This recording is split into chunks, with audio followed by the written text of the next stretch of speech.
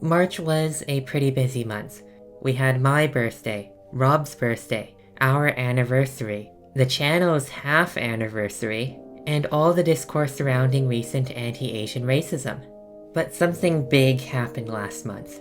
Something big and furry. Remember the poodling discourse? Poodling is the act of showing bare skin while wearing a partial fursuit. Poodling is a very important and serious topic to talk about. Even if you weren't around for the original discussions, there are so many videos about it and you've probably seen some of them. However, this video is not about poodling, it's about another important topic that was also discussed years ago but has recently resurfaced. Furry cultural appropriation. The appropriation of furry culture. Last month, the American rapper Lil Nas X, most famous for his song Old Town Road, revealed that he purchased a knockoff fursuit. This comes after he publicly stated in July that he wants a fursuit. However, as far as we know, Lil Nas X is not a furry. At most, he is furry adjacent, or a normie who is only participating in some parts of furry culture, similar to Rob, who has a fursona but isn't technically a furry.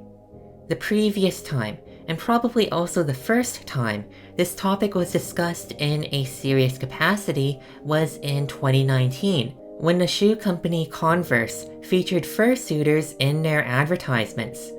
This was a big affront to the furry fandom, to the point where activists compared it to the cultural appropriation of indigenous culture, much to the horror of indigenous furries and their allies. This event spiraled into years of hate and lies that I will not discuss at this time. My point is that this is an April Fool's Day video designed to illustrate how many furries don't really understand what cultural appropriation is about. There is more to cultural appropriation than just copying elements from another culture. First of all, it's typically done by a dominant culture to a disadvantaged minority culture. Furthermore, when elements with specific cultural purpose are removed from their original context, it erases their significance. Both the exploitation and the erasure of a minority culture can be summarized as a lack of basic respect. Although some people might say that fursuits get worshipped as if they were holy symbols of the fandom, furry cultural appropriation just doesn't have the same weight. What furries are really good at though is taking specific real-world elements from minority cultures, even though they specifically do not want to support the minorities. Prime example is Furlana, who at one point declared herself the public enemy of the Native American SJW, though years later she did apologize and acknowledge that it was wrong to do this.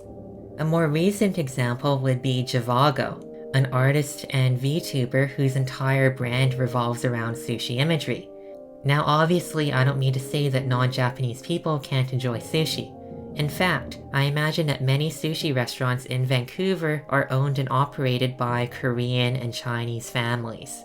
The problem is that this artist is most famous for drawing the 4-panel comic that encourages people to not support racial minorities during a month where there was an anti-Asian mass shooting. The comic was used to garner more money for their sushi stationery Kickstarter, even though it was already 100% funded in February, thereby undercutting any goodwill that could be drawn from their comic's original message. Her fans have defended her, saying that the comic was not supposed to be about racism, but she's been sending mixed messages regarding whether that's actually true. At the time of recording, which is after my birthday, there still hasn't been a formal statement about this issue. Given that the artist's entire brand revolves around Asian culture, I think it's really telling that the artist didn't try to clarify their comic or express support for Asian people after the mass shooting. Personally, I think the comic may have hit its mark. Anyways, happy April Fool's Day, stay safe out there, bye!